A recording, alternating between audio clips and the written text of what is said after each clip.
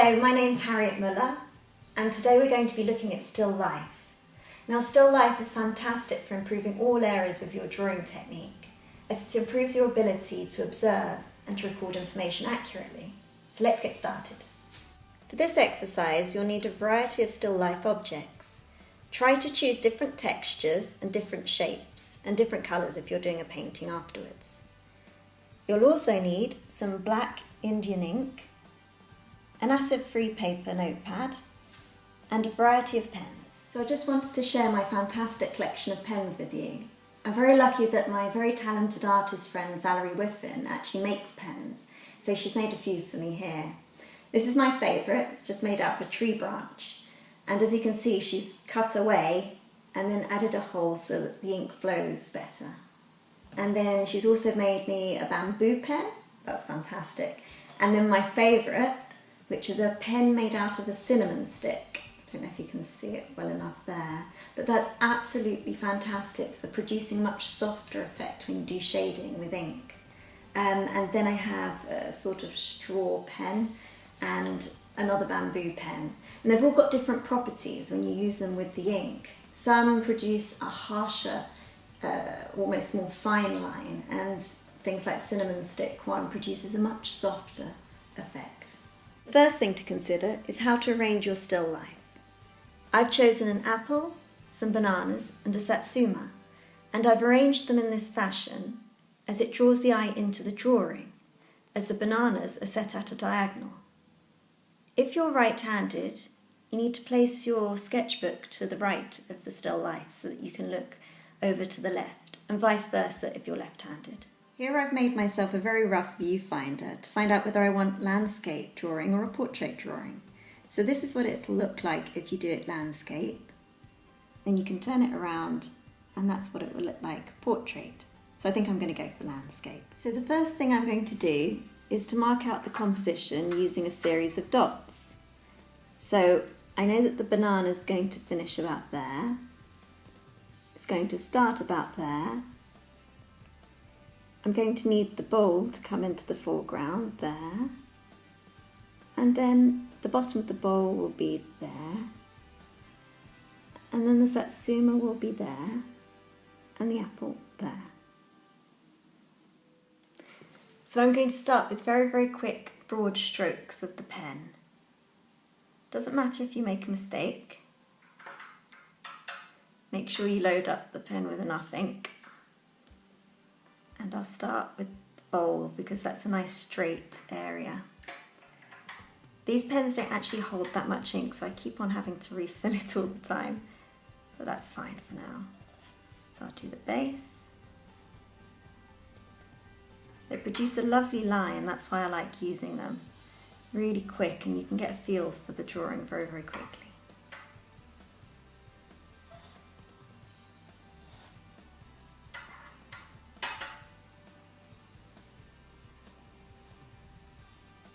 I like to turn over the nib to produce a finer line.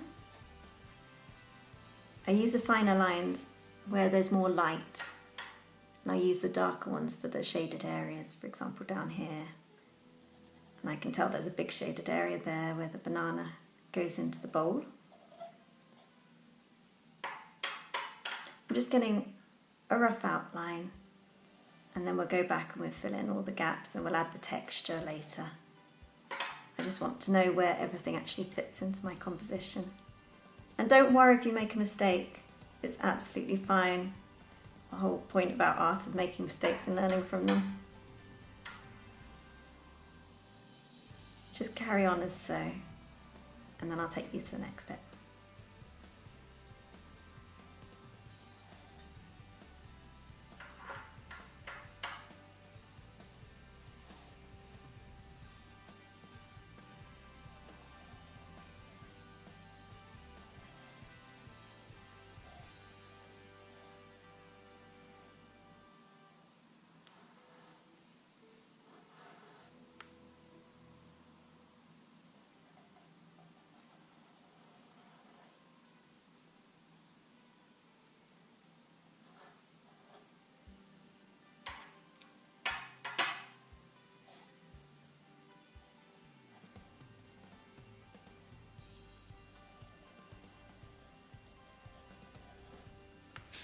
And don't forget to add the background. I've put a really nice satin cloth behind my still life so that adds some interest.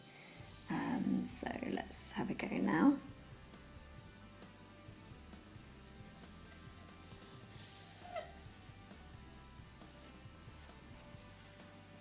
I'm just doing all the ripples in the fabric.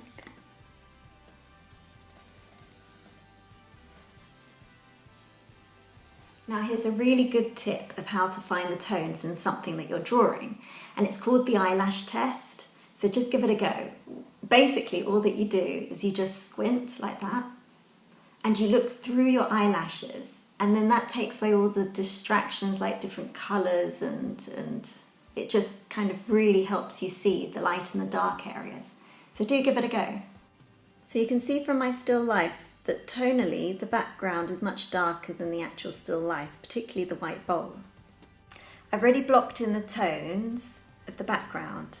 I've made it a bit darker than the actual white bowl and the other objects in the bowl. And to do this, I've been using my straw pen, which I absolutely love.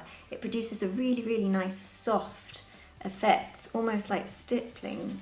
It's wonderful. It makes a bit of a noise when you use it though, but absolutely fantastic. So now I'm going to add some more detail, this time using my cinnamon stick pen. This is another great one, I love this one too. And I'm just going to get rid of all the excess ink by doing a darker area down here, because you need a lot less ink to get this nice effect from the cinnamon pen. So I'll just carry on getting rid of all the excess. That's it. And then we can add some texture. So let's go to the Satsuma, and by using lots of little dots, I'll denote the kind of the dimples that are found in the Satsuma.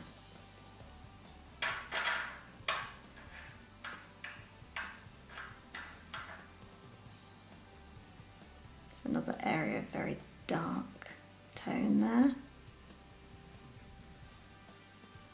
Again, I'm just trying to get rid of all this excess ink that's on the pen. Okay, now I can go back to my texture. I'll do some more little dots. All over the base of the Satsuma. That gives it a nice textured effect. And you build this up and then you build it up again. And then it'll produce quite a cool effect.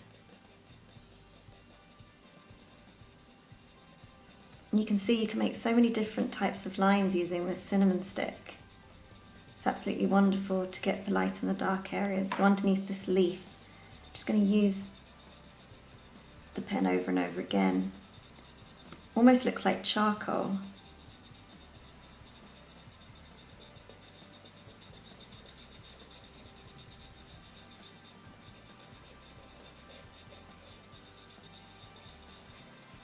So now again with the cinnamon stick, I'm going to do the apple. Now the great thing about using the cinnamon stick is that it actually makes your work smell like cinnamon, and I absolutely love cinnamon. It makes me think of Christmas. So I'm just going to leave the lighter area there where the light's shining on the apple. Then I'm going to do the darker areas using this cinnamon stick.